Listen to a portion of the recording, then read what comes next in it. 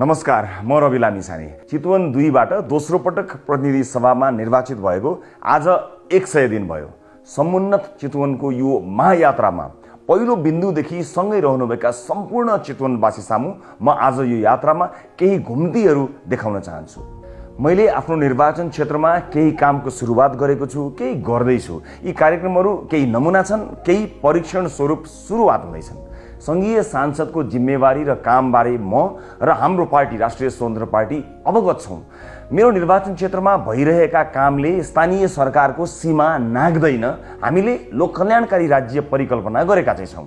संविधानले सुनिश्चित गरेका मौलिक हकहरू नागरिकले अक्षरशः उपयोग गर्न पाउनु पर्दछ।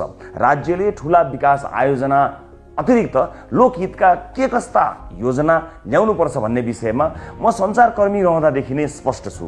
त्यही स्पष्ट दृष्टिका साथ विभिन्न योजनामा सहभागी हुँदै पनि आएको छु। हामी कागजी अध्ययन मात्र नभएर विभिन्न क्षेत्रमा पाइलट प्रोजेक्टहरू सञ्चालन गरी जनताका समस्या समाधान गर्ने बाटोमा छौँ। विकासका यी प्रारूपहरूलाई परिष्कृत गर्दै सफल साबित भएका योजनालाई राज्य स्तरबाटै कार्यान्वयनमा लैजान दबाब दिँदैछौँ। हामी कार्यकारी भूमिकामा आएपछि पूर्ण रूपमा धेरै कुराहरू कार्यान्वयन गर्नेछौँ, तर तत्कालका लागि यस्ता योजनाहरू आयोजनाहरू राज्यको खर्चमा नभएर निजी क्षेत्र, अन्तर्राष्ट्रिय साझेदारहरू, गैर संस्कारी संस्था र आम नागरिकको सहयोगमा कार्यान्वयन गर्नेछौँ। यस्ता योजना कार्यान्वयन गर्दा विभिन्न तहका सरकारसँग आवश्यक समन्वय गरेका छौँ र गर्नेछौँ। हाम्रो विकासको मोडल तारे होटेलका बैठक र विदेशका महँगा भ्रमणमा होइन, हाम्रै जनताका घर दैलोमा तयार हुनेछन्। यहाँलाई थाहा छ, आफू विदेशबाट स्वदेश फर्किएको मान्छे हुनाले मैले सुरुवात काहीँ न काहीँबाट गर्नुपर्छ भनेर आफ्नो क्षेत्रका लागि सीईओ को आवेदन माग गरेको थिएँ। मैले सामाजिक सञ्जाल मार्फत यो विषयलाई लिएर धेरै टीका टिप्पणीहरू पनि भएको थियो। अनि कतिले त बिर्सिनु पनि भयो होला, कतिले खोइ कहाँ गयो भनेर सम्झाइ पनि रहनु भएको थियो। विदेशमा बसेर केही सिप ज्ञान आर्जन गरेर आफ्नो देशमा केही गर्न चाहन्छु भनेर आउनेहरू मध्येबाट हामीलाई लगभग 400 भन्दा बढी आवेदन प्राप्त भएको थियो। त्यसमध्ये अन्तर्वार्ता गरेर एकजना व्यक्तिलाई हामीले, हाम्रो टिमले, मेरो सचिवालयले सीईओ को रूपमा छनौट गरेको छ। कस्ता व्यक्तिलाई हामीले छान्यौँ त? आउनुहोस् उहाँबारे थोरै जानकारी लिउँ। नमस्कार, म हेमन्त बराल, सूचना प्रविधि तथा डाटा सेन्टर कन्सल्टेन्ट अनि लेखक। बेलायतको एङ्ग्लो रस्किन युनिभर्सिटी क्याम्ब्रिजबाट कम्प्युटर नेटवर्क सेक्युरिटीमा मास्टर्स डिग्री। यस सूचना प्रविधिको क्षेत्रमा देश तथा विदेशका विभिन्न सङ्घ संस्थाहरूमा विगत 25 वर्षदेखि कार्यरत रहँदै आएको छु। देशमा विद्यमान व्यतिथि, अस्तव्यस्तता, ढिलासुस्ती र भ्रष्टाचारको अन्त्य गर्ने प्रणका साथ बेलायतबाट उच्च शिक्षा हासिल गरे पश्चात प्राप्त गरेको सम्मानजनक आइटी इन्डस्ट्रीको जागिर छोडी आफ्नै देशमा केही गरेर देखाउँछु भन्ने प्रण र आत्मविश्वासका साथ नेपाल फर्किआएको हुँ। नेपाल सरकारको पाठ्यक्रम अनुसार कक्षा 1 देखि 12 सम्मका कम्प्युटरका विषयमा 25 भन्दा बढी पुस्तकहरू प्रकाशित छन्। स्मार्ट सिटी तथा डिजिटल नेपाल फ्रेमवर्कको परिकल्पनाकारका साथै डाटा सेन्टरको क्षेत्रमा विभिन्न संस्थाहरूमा कन्सल्टेन्टको रूपमा कार्य गरेको छु।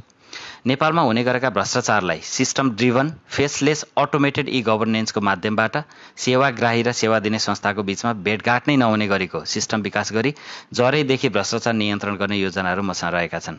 चाहे कृषिको क्षेत्रमा होस् या पर्यटनको क्षेत्रमा होस्, शिक्षा र स्वास्थ्यको क्षेत्रमा किन नहोस्, उक्त क्षेत्रहरूलाई कसरी स्मार्ट बनाउन सकिन्छ भन्ने मसँग दृढ योजनाहरू रहेका छन्। देश विकासका विभिन्न परियोजनाहरूलाई वैज्ञानिक तरिकाले सञ्चालन गरी रोजगारीका बाटाहरू प्रशस्त मात्रामा सिर्जना गरी देशका युवा पिँढीहरूलाई सृजनात्मक, क्रियाशील र रचनात्मक व्यवसायजन्य प्राविधिक सिपहरू सिकाई आत्मनिर्भर बनाउने मेरो सोच रहेको छ। चितवनवासीहरूको दैनिक जनजीवनलाई सहजीकरण गर्न, जनताका पीरमर्काहरूलाई सुनी सम्बन्धित निकायहरूसँग समन्वय गरी निवारण गर्न म सदा क्रियाशील रहनेछु। मेरो बारेमा विस्तृत जानकारी मेरो पर्सनल वेबसाइट hemantabaral.com.np मार्फत प्राप्त गर्न सक्नुहुनेछ। अन्त्यमा यस क्षेत्रका प्रतिनिधि सभा सदस्य सांसद रवि लामिछानेज्यूको सचिवालयको प्रमुख कार्यकारी अधिकृतको भूमिकामा कार्य गर्ने अवसर प्रदान गरिदिनु भएकोमा यहाँहरू सम्पूर्णमा आभार प्रकट गर्दै आगामी दिनहरूमा यहाँहरूको विशेष साथ र सहयोगको अपेक्षा राखेको छु। धन्यवाद। सीईओ को परिचयपछि अब लागौँ हाम्रा कामहरूतिर। आजैबाट हामीले ब्लू बस सञ्चालन गर्न लागिरहेका छौँ। महिलाहरूका लागि मात्रै भनेर चितवनको क्षेत्र नम्बर 2 को यी रुटमा चल्ने गरी एउटा निशुल्क ब्लू बस सञ्चालन हुँदैछ। सुरुवात एउटा बसबाट गरेर भविष्यमा माग र उपयोग अनुसार समन्वय गरी अन्य संख्या बढाइने पनि छ। यस क्षेत्रका पहिलो चरणमा यहाँ 500 जना महिलाहरू, यस क्षेत्रका महिलाहरूलाई निशुल्क यातायात कार्ड वितरण गरिनेछ। बसमा एउटा मसिन जडान गरिएको हुनेछ। बस चढ्ने बेला त्यो कार्ड मसिनमा इन्ट्री गर्नुपर्नेछ। इन्ट्री गर्ने प्रक्रिया एकदमै सजिलो छ। त्यो कार्डले मसिनमा छोइदिए मात्र पुग्छ। यसले गाडीमा को चढ्नुभयो भन्ने रेकर्ड त रहन्छ नै, सम्भावित अनियमिततालाई पनि यसले रोक्नेछ। साथै त्यस बसमा एउटा लेटर बक्स राखिएको हुन्छ। मेरो लागि केही सन्देश तपाईहरुसँग छ भने, सुझाव अथवा तपाईका केही समस्या छन् भने पनि लेखेर त्यसै बक्समा खसालेर मलाई पठाउनुहोला। बस सञ्चालन संघीय सांसदको काम हुँदै होइन, क्षेत्राधिकार पनि होइन, मलाई थाहा छ। तर एउटा निर्वाचित नीति निर्माताले, जनप्रतिनिधिले सार्वजनिक यातायात कस्तो हुनुपर्छ भन्ने सपना देख्नुपर्छ। अझ सार्वजनिक सवारीमा महिलाहरूको सुरक्षा र प्राथमिकता कस्तो हुनुपर्छ भनेर देख्नुपर्छ र देखाउनुपर्छ। म आफूले पनि भोगेकोले होला यो विषय मेरो मनमा अत्यन्त नजिक छ। विदेशमा रहेका नेपालीहरू आफ्नो देश फर्कन कति व्यग्र हुन्छन् भन्ने कुरा मलाई राम्रोसँग थाहा छ। मनको अन्तर कुनामा गडेको यही खिल उप्काउन मैले केही प्रयास थालेको छु।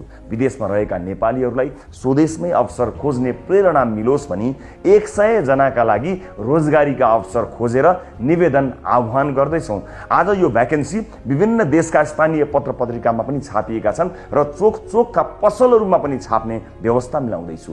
यदि सार्वजनिक गरिएका यी भ्याकेन्सीहरूमा दिइएको योग्यता पुग्छ र निर्धारित सेवा सुविधामा तपाईँ नेपाल फर्कन चाहनुहुन्छ भने दिइएको इमेलमा आफ्नो सम्पूर्ण विवरण पठाउन सक्नुहुनेछ। यी भ्याकेन्सी नेपालका निजी क्षेत्रमै खुलेका हुन्।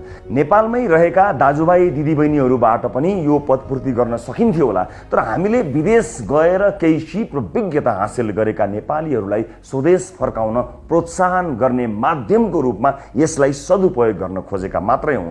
40,000 देखि 1.5 लाख प्रति महिना तलब सहितका जागिरहरू तपाईका लागि खोजिदिएका छौँ। रोजगारदाताको शर्तमा तपाईँ सहमत भए हामी समन्वय गरिदिनेछौँ। आउनुहोस् नेपालमै केही गरौँ। जनप्रतिनिधि जवाफदेही हुनैपर्छ भन्ने मान्यता म सञ्चारकर्मी हुँदा पनि थियो र अहिले पनि कायमै छ। त्यसैले हरेक 4 महिनामा सार्वजनिक सुनुवाई गर्नेछु। भदौ 10 गते प्रथम सार्वजनिक सुनुवाई हुनेछ।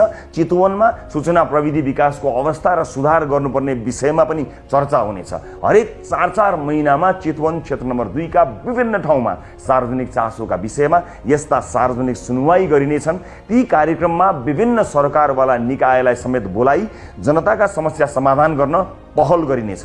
उक्त सार्वजनिक सुनुवाईमा म आफ्नो कामको हिसाब जनतालाई बुझाउनेछु र सरकारवालाहरूसँग हिसाब जनताका लागि माग्ने पनि छु। आजबाटै 65 वर्षभन्दा माथिका वृद्धा बाआमाहरूलाई निशुल्क मोबाइल क्लिनिक सुरुवात गरिनेछ। यो मोबाइल क्लिनिकले घर घरमा गएर बाआमाहरूलाई प्राथमिक उपचार दिनेछन्। हरेक दिन नयाँ टोलमा पुग्नेछौँ। क्लिनिक कहाँ आउँदैछ, कसरी आउँदैछ भनेर केही समय अगाडि नै यहाँहरूलाई सूचना दिइनेछ। यस क्लिनिकमा एकजना MBBS डाक्टर हुनुहुनेछ। तपाईँ अस्पतालसम्म जान सक्नु भएन भने यो मोबाइल क्लिनिकको नम्बरमा कल गरेर घरसम्मै बोलाउन पनि सक्नुहुनेछ। प्राथमिक उपचारपछि थप उपचार चाहिने देखिए डाक्टरले सम्बन्धित अस्पताल वा डाक्टरसम्म सिफारिस गर्ने लगायतका सबै काम सहजीकरण गरिदिनुहुनेछ। फेरि पनि भन्छु, यो एउटा सांसदको काम होइन, तर चुनाव ताका घर घरमा जाँदा आशीर्वाद दिनुहुने बाआमालाई एउटा छोरोको नाताले हेरचाह गर्नु मेरो कर्तव्य हो। चुनावमा भोट माग्दा मैले शिक्षालाई जोड दिएको कुरा यहाँहरूलाई थाहा छँदैछ। हाम्रो शिक्षा प्रणाली युग सुहाउँदो छैन, प्रतिस्पर्धी छैन। एउटा नीति निर्माताका रूपमा म कस्तो सार्वजनिक शिक्षाको सपना देख्दछु त्यसको एउटा सानो नमुना देखाउन मात्र चाहन्छु। चितवन क्षेत्र नम्बर 2 अन्तर्गत पर्ने श्री रामनगर माध्यमिक विद्यालय र श्री चतुर्मुखी माध्यमिक विद्यालयका कक्षा 11 र 12 लाई पहिलो चरणमा नमुना बनाइएको छ। क्रमशः 10-9 गर्दै सबै कक्षालाई नमुना बनाउँदै लैजाने हाम्रो योजना छ। बिस्तारै अर्को एक विद्यालयलाई पनि नमुना बनाउने लक्ष्य लिएका छौँ। चितवनका विद्यार्थीले काठमाडौँको बुढा नीलकण्ठ र पोखराको गण्डकी बोर्डिङ स्कुलका विद्यार्थीहरूसँग प्रतिस्पर्धा गर्न सक्ने बनाउने लक्ष्य लिएका छौँ। राजनीतिमा नलागेको बेला पनि हरेक नेपाली नागरिकको स्वास्थ्य उपचार सुनिश्चित हुनुपर्छ भन्ने मान्यता राख्ने थुप्रै मान्छेहरू मध्येको एक हुँ म। सञ्चारकर्मी हुँदा पनि हामीले कालीकोटको राजकोट अस्पताल निर्माण सम्पन्न गरेका थियौँ। कोभिड-19 का बेला अक्सिजनको जोहो गर्न दिनरात खटेका थियौँ। पैसाको अभावले कुनै पनि नागरिक आधारभूत स्वास्थ्य सेवाबाट वञ्चित हुन नपरोस् भनेर स्वस्थ चितवन अभियान सुरु गर्दैछु, जस अन्तर्गत पैसा हुनेहरूले तिर्ने, नहुनेको जिम्मा हाम्रो। कति सफल हुन्छु थाहा छैन, तर सुरुवात चाहिँ चितवनबाट गर्न चाहन्छु, आफ्नै निर्वाचन क्षेत्रबाट गर्न चाहन्छु। यो अत्यन्त कठिन र अपजसी काम हो थाहा छ, तर हुन्छ र सकिन्छ भन्ने विश्वास लिएर सुरुवात गर्दैछु। त्यसका लागि प्रथम चरणमा क्षेत्र नम्बर 2 का विपन्न नागरिकलाई स्वास्थ्य बिमामा अनुबन्धित गर्ने योजना अगाडि सारेको छु। कसैले पनि पैसाको अभावमा ज्यान गुमाउन नपरोस् भन्ने उद्देश्यले विपन्न परिवारका लागि 5 लाख रुपियाँ बराबरको स्वास्थ्य बिमा कार्यक्रमलाई लिएर आएको छु। त्यसका लागि सुरुवाती चरणमा 100 जना छनौट गरिसकेका छौँ। यस योजनाको नाम स्वस्थ चितवन राखिएको छ। खानेपानीको व्यवस्थापनपछि मैले सबैभन्दा महत्त्व दिन चाहेको यो योजना चितवनवासीका लागि फलदायी हुनेछ भन्ने मैले आशा लिएको छु। हुनेले तिर्ने र नहुनेले पनि स्वास्थ्य उपचारमा पहुँच पुर्याउने यो योजनाका बारेमा थप जानकारी म दिँदै जानेछु। अहिले यो सुरुवात मात्रै हो। आम नागरिकको एउटा सानो नै भए पनि समस्या हल गरिदिन सक्यो भने आफूलाई असाध्यै राम्रो काम गर्न सकेको हुँ कि भन्ने एउटा आत्मविश्वास बढ्दै आउने गरेको छ। रविले गर्छ भन्ने विश्वासकै कारण होला मेरो सचिवालयमा दिनहुँ अनेक समस्या आउने गरेका छन्। यिनै समस्या समाधान गर्न आजबाट मैले हेलो रविलाई सुरुवात र अझ प्रभावकारी बनाउने कामको सुरुवात गरेको छु। यस कार्यक्रम अन्तर्गत स्वयं कार्यालयमा उपस्थित भई या अनलाइन मार्फत या फोन मार्फत गुनासो तथा सुझाव टिपाउन सकिनेछ। त्यस पश्चात तपाईँलाई एउटा टोकन वा टिकट नम्बर उपलब्ध गराइनेछ। त्यस मार्फत तपाईँले आफ्ना गुनासो या सुझावको कार्यान्वयन कहाँ पुग्यो र के भइरहेको छ भन्ने जानकारी अनलाइनमै पाउनुहुनेछ। संविधानले सुनिश्चित गरेका मौलिक हकहरू जनताले अक्षरशः उपयोग गर्न पाउनुपर्छ। नेपालको संविधानमा मौलिक हक अन्तर्गत धारा 31 मा शिक्षा सम्बन्धी हकको व्यवस्था छ, जसमा सबै नागरिकलाई आधारभूत शिक्षामा पहुँचको प्रत्याभूति गरिएको छ। तर यो कति कार्यान्वयन भएको छ, भएकोमा पनि शिक्षाको गुणस्तर के छ भन्ने बारे हामी अवगत नै छौँ, हामीलाई थाहै छ। यदि दुविधा छ भने पनि एकपटक इच्छा कामना गाउँपालिका आएर अवलोकन गर्न सक्नुहुनेछ। हामीले यसलाई चिर्नका लागि सानो एउटा प्रयास सुरुवात गर्दैछौँ। इच्छा कामना गाउँपालिका वडा नम्बर 1 भाराङ स्थित राष्ट्रिय आधारभूत विद्यालयको स्तरोन्नति सुरु गरेका छौँ। अहिले यो विद्यालय कक्षा 7 सम्म छ। 95% चेपाङ समुदायका विद्यार्थी पढ्ने यस विद्यालयलाई हामीले कक्षा 12 सम्म स्तरोन्नति गर्नुका साथै आवासीय बनाउन खोजिरहेका छौँ। त्यस्तै यो विद्यालयलाई नमुना शैक्षिक संस्थाका रूपमा विकास गर्ने हाम्रो योजना छ। यो विद्यालयमा 275 विद्यार्थी अध्ययनरत छन्। यो अभियानमा सहयोग गर्ने इच्छा कामना गाउँपालिका र सपना भिलेज सोसियल इम्प्याक्टलाई हृदयदेखि धन्यवाद तथा कृतज्ञता व्यक्त गर्न चाहन्छु। विशेष गरेर इच्छा कामना गाउँपालिकालाई पहिलो पटक निर्वाचित भएपछि मैले शरीर ढाक्ने राम्रो कपडा पनि नभएका र पेटभरि खाना नपाएका ससाना बालबालिकाहरूलाई साक्षी राखेर भनेको थिएँ कि एउटा यस्तो आवासीय स्कुल बनाउन पहल गर्नेछु जहाँका विद्यार्थीले उत्कृष्ट शिक्षा, स्वादिष्ट भोजन र आकर्षक कपडा सजिलै प्राप्त गर्न सकुन्। बस त्यही अभियान अन्तर्गत यो आवासीय विद्यालय सुरु गर्दैछौँ।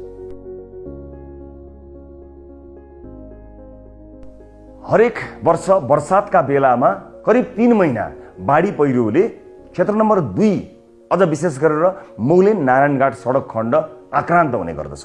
त्यसैले नागरिकलाई बाढी पहिरोको विपत्तिबाट जोगाउन र यस्तो विपत्तिबाट मद्दत गर्न हाम्रो RAT ऱ्यापिड एक्सन टिम चनाखो भएर अब खटिनेछ। प्रत्येक बर्खामा अत्यधिक जोखिमयुक्त क्षेत्रमा कम्तीमा 20 सदस्य सम्मिलित RATले सरकारी निकाय, सुरक्षाकर्मी र आम नागरिकसँग मिलेर सहजीकरण, उद्धार लगायतका काममा सहयोग पुर्याउनेछ। कृषिमा विश्वमै उत्कृष्ट मध्ये एक मानिने इजरायली प्रविधि, ज्ञान र सिपबारे हामी धेरैलाई थाहा छ। नेपालका लागि इजरायली राजदूत हनान गोरेरसँग 2080 जेठ 30 गते केन्द्रीय कार्यालयमा मेरो भेटवार्ता भएको थियो। उक्त भेटमा इजरायलको एक नमुना गाउँसँग हाम्रो इच्छाकामना गाउँपालिकालाई मित लगाउने र कृषिमा नमुना गाउँको रूपमा स्थापित गर्ने योजनामा छलफल भएको थियो। महामहिम राजदूतले यो योजनालाई अगाडि बढाउने विषयमा सकारात्मक प्रतिक्रिया र कदम चाल्नु भएको छ। नेपाल सरकारका सम्बन्धित निकाय र परराष्ट्र मन्त्रालयसँग आवश्यक पर्ने स्वीकृति र समन्वय गरी यो कार्यक्रम अगाडि बढाउन पहल सुरु गरेको छु।